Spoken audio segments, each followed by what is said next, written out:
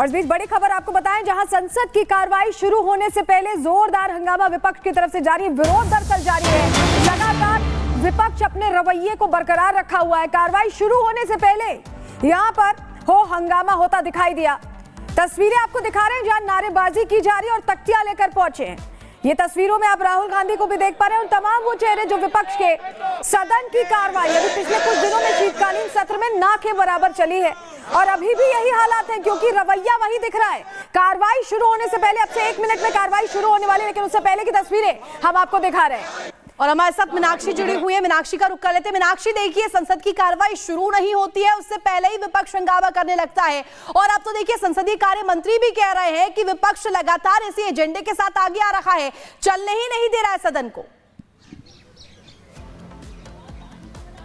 और बिल्कुल देखिए, इसी मुद्दे को लेकर के सर्वदलीय बैठक भी बुलाई गई थी लोकसभा स्पीकर ओम बिरला के द्वारा और इस पूरी बैठक में ये तय हुआ था कि अब सरकार और विपक्ष के बीच में सहमति बन गई है और आने वाले समय में यानी कि आज से जो भी संसद की कार्रवाई होगी उसे हम चलने देंगे। लेकिन उसके पहले जिस तरीके से हंगामा हो रहा है, यानी कि जो मंसूबे हैं वो साफ नजर आ जाते हैं कि संसद में सिर्फ और सिर्फ हंगामा करना नियत में है और संसद की कार्यवाही आगे ना बढ़े। हालांकि बस कुछ सेकेंड्स और बचे हैं, संसद की कार्यवाही शुरू होती है। देखते हैं आज कितनी लंबी तक चलती है, क्योंकि लगभग 5 दिन बीत जाने के बाद 40 मिनट का समय होता है। कल भी हमने देखा था 6 से 7 मिनट संसद चलती है, 12 बजे फिर से एक बार जो स्थगन है वो कर दिया जाता है। संसद की कार्रवाई शुरू हो गई है और इसी बीच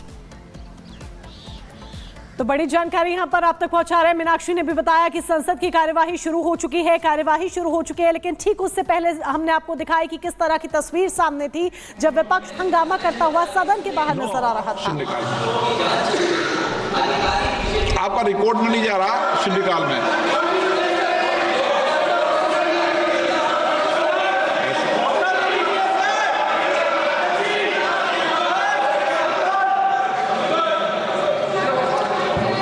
क्वेश्चन नंबर गिरधारी यादव जी 101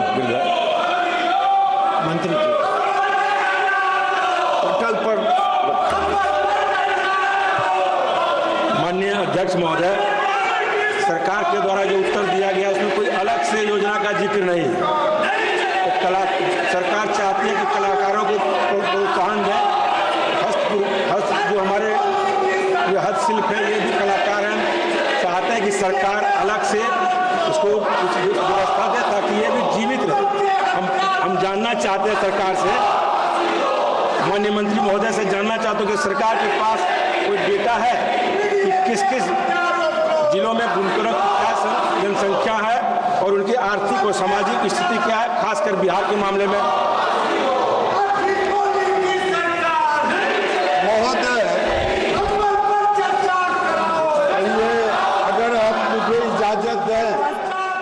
इन्होंने बिहार के विषय में कहा है। बिहार में हथकरघा जनगणना 19-20 के अनुसार 12,843 हथकरघा श्रमिक हैं, जिनमें से 50% से अधिक महिलाएं हैं। मुख्य हथकरघा उत्पाद भागलपुर का तसर सिल्क, साड़ी और कपड़ों के जीआई अधिनियम 1999 के तहत जीआई टैग प्राप्त है।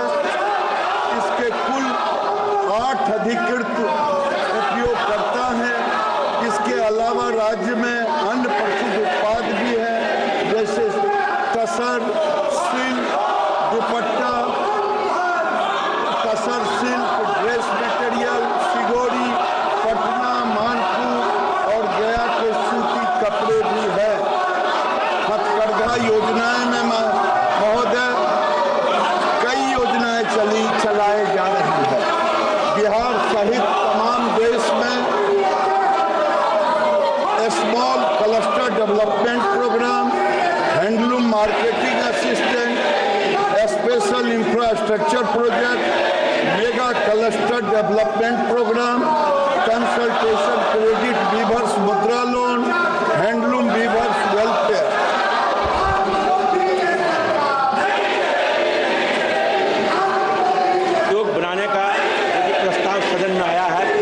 सरकार एक छाते के नीचे पूरी योजना को लाना चाहती है।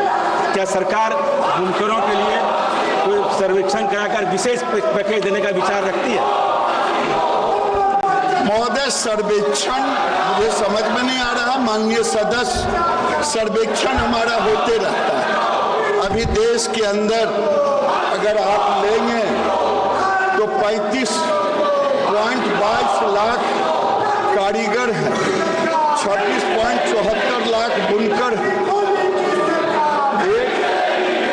8.48 लाख संबंधित पुरुष हैं। महिलाओं की संख्या भी लगभग 72% है।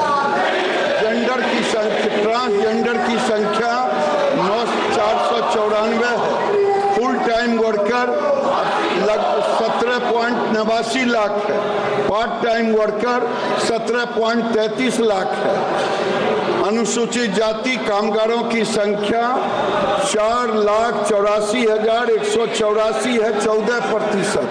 अनुसूचित जातियों की संख्या है 19%, 6,28,768। पिछड़ा वर्ग कामगारों की संख्या है 12,67,308, 33%। अन्य कामगारों की संख्या है 11,42,292%। महोदय, बुनकर आयोग बनाने का मैंने स्पष्ट जवाब दिया है कि कोई योजना नहीं है। उसका कारण है महोदय कि सरकार विभाग सारे काम वो कर रहे हैं बुनकर के संरक्षण के लिए, बुनकर के वित्तीय पोषण के लिए, बुनकर के जीवन यापन के लिए। और एक बार महोदय अखिल भारतीय हथकरघा बोर्ड बना था, वो एडवाइजरी के रूप में था, लेकिन वो एडवाइजरी बोर्ड भी महोदय 2 साल के लिए केवल बना था और उसके बाद ये 2020 में इसकी उपयोगिता नहीं साबित होने पर ये भी उसको हटा दिया गया। तो मैं समझता हूं जब सरकार बुनकरों के लिए सारी चीजें कर रही है, चाहे उनके जीवन यापन, अपग्रेडेशन, शेड बनाने का काम, चाहे उनके अन्य चीज़ों का, उनके मार्केटिंग का, उनके डिजाइनिंग का, तो ऐसी स्थिति में महोदय मैं निवेदन करूंगा कि बुनकर आयोग के बदले सरकार को जब आपका जो भी सलाह होगा वो मानते रहेंगे। हम बुनकरों के लिए ही काम कर रहे हैं और बुनकरों के लिए काम अगर आप बिहार का देखेंगे, देश और बिहार में, तो मैं आपको बता रहा हूं 1,04,000 वीवर्स इम्प्रूव्ड लूम एसेसरीज हथकरघा संवर्धन सहायता की तरह दी गई, उसमें बिहार को भी 400 के करीब दी गई। और अगर आप देखेंगे 86,445 हैंडलूम वर्कर्स को स्किल अपग्रेडेशन ट्रेनिंग दी गई, तो 2,382 हैंडलूम वर्कर्स को बिहार में भी दी गई ट्रेनिंग। अगर आप देखेंगे 6,546 वर्कर को वर्क सेट दिया गया, तो बिहार में भी 265 वर्कर को वर्क सेट दिया गया। 14,717 वीवर्स को लाइटिंग यूनिट दिया गया, बिहार में भी 581 दिया गया।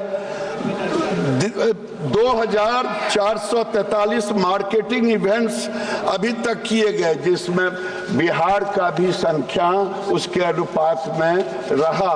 तो हर तरह से हम करते रहे महोदय, इसलिए इसकी जरूरत नहीं है। Shrimati D Punnadeshwari. Thank you, Honorable Speaker, sir. Sir, we have about 4.3 million weavers in our country who face various issues and challenges like accessibility to loan, upgradation of design, access to markets, and so on and so forth. So I would seek to know from the Honorable Minister whether his ministry would consider a technology-driven platform that will provide a one-stop solution to all the challenges that the weaver community faces. Alongside, I would also seek to